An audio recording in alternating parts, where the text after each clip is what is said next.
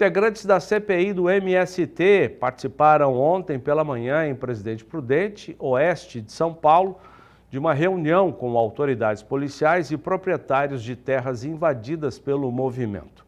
Na sequência, a comitiva liderada pelo relator deputado Ricardo Salles e pelo presidente do colegiado, Coronel Zuco, essa comitiva esteve no Pontal do Paranapanema, no extremo oeste paulista, área que concentra conflitos agrários no estado.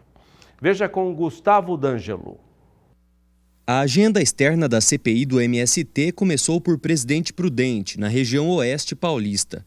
Os parlamentares que integram a comissão chegaram pela manhã na Delegacia Regional da cidade, onde se reuniram a portas fechadas com autoridades policiais e pediram explicações sobre as investigações da Polícia Civil, além de detalhes da prisão de José Rainha e Luciano de Lima, líderes do movimento suspeitos de extorquirem dinheiro de proprietários de áreas rurais.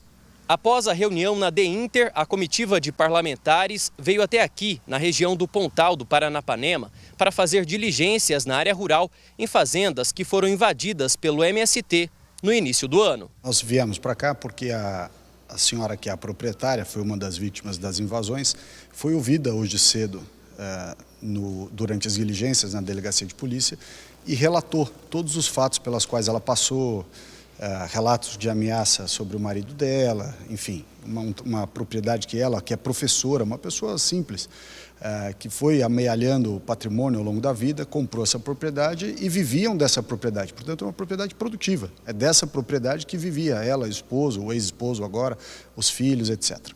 Ela relatou esses fatos, nós achamos por bem vir aqui ver pessoalmente, e o que nós encontramos era muito próximo daquilo que ela descreveu. Uma propriedade que outrora foi produtiva, hoje absolutamente improdutiva, abandonada, com centenas de barracos, lonas, com ninguém dentro, muito pouca gente dentro desses barracos, dessas lonas que foram instaladas aqui, e o galpão, onde tinham os insumos agrícolas, os equipamentos, ou seja, um lugar essencial para a produção. Foi desmontado, as máquinas retiradas e transformaram este galpão de trabalho, de insumos, de equipamentos, num centro de doutrinação ideológica. Isso aqui não tem nada a ver com acesso à terra, isso aqui não tem nada a ver com produção agrícola, com agricultura familiar, não tem nada a ver com isso. Então, realmente, é um momento onde ressalta a importância das diligências, né? A gente viu num simples depoimento, que entendemos ser importante acompanhar, até para verificar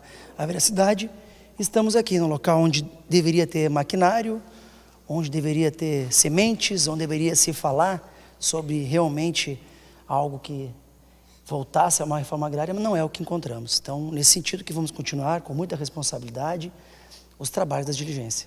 As diligências fazem parte do processo de investigação da CPI, que foi instalada em 17 de maio, para apurar os recentes casos de propriedades rurais que foram invadidas pelo MST na região.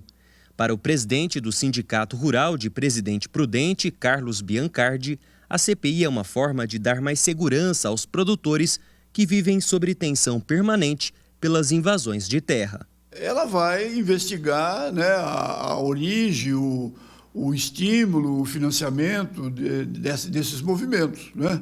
E vai identificar, evidentemente, se a lei está sendo cumprida, se a nossa Constituição está sendo cumprida. A Constituição assegura o direito à propriedade, né?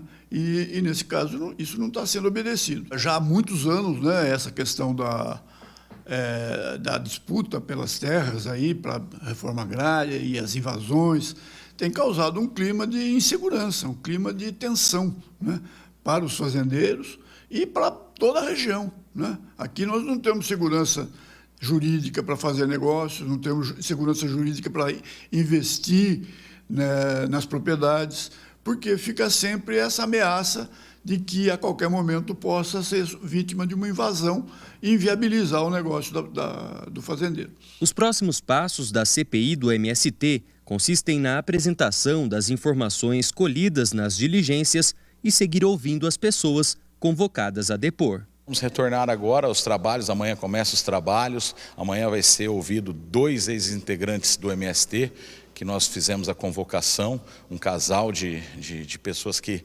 realmente foram expostas a vários crimes do MST em cima deles, e nós vamos ouvir e continuar os trabalhos na CPI. De Rosana, São Paulo, Gustavo D'Angelo. Bom, esse amanhã, citado pelo deputado Rodolfo Nogueira, é hoje, a sequência dos trabalhos, hoje em Brasília. E o Gustavo D'Angelo, que acompanhou a visita dessa missão, já está de volta à sua base, Araçatuba, São Paulo, e agora ele traz ao vivo a atualização das informações da comissão. Muito boa tarde, Gustavo. Olá, Zaidan, muito boa tarde para você, boa tarde a todos. Pois é, as diligências, elas continuam fazendo parte desse processo de investigação, né, da CPI do MST, e como você disse, né, Zaidan, essa CPI ela foi instalada no dia 17 de maio para apurar os recentes casos, né, de invasões de propriedades rurais na região ali do Pontal do Paranapanema. Então esses trabalhos continuam, e como você disse, então hoje a CPI realiza audiência pública às 14 horas para esclarecer aí as práticas e as ações do MST. Foram convidados, como a gente viu na declaração do deputado Rodolfo Nogueira, 2 ex-integrantes do MST, a Nilcilene Reis e o Ivan Xavier. O debate será realizado no plenário 2. O deputado também, Rodolfo Nogueira, pediu a audiência e disse que a presença de pessoas que já integraram, né, que pertenceram ao movimento, poderá permitir uma contextualização dos fatos relacionados aos movimentos rurais de trabalhadores sem terras, como ocupações de terras, conflitos agrários e coletivas promovidas pelo MST. A gente vai continuar acompanhando todo esse processo da CPI. Agora eu mudo de assunto para falar sobre um protesto de indígenas guaranis que começou hoje por volta das 5h30 desta terça-feira, quando cerca de 100 manifestantes se deslocaram aí da terra indígena de Guarajá até a rodovia dos Bandeirantes, em São Paulo, para protestar contra a votação do marco temporal que trata da demarcação de terras indígenas. O PL 490 pode ser votado ainda hoje na Câmara dos Deputados e define que apenas as populações que comprovem a ocupação de territórios até outubro de 1988, quando foi promulgada a Constituição, podem reivindicar a demarcação de terras. Após uma forte atuação da Polícia Militar, o tráfego na rodovia dos Bandeirantes foi liberado ainda na manhã de hoje. Zaidan, eu volto contigo aí no estúdio. Tá certo, muito obrigado, Gustavo D'Angelo.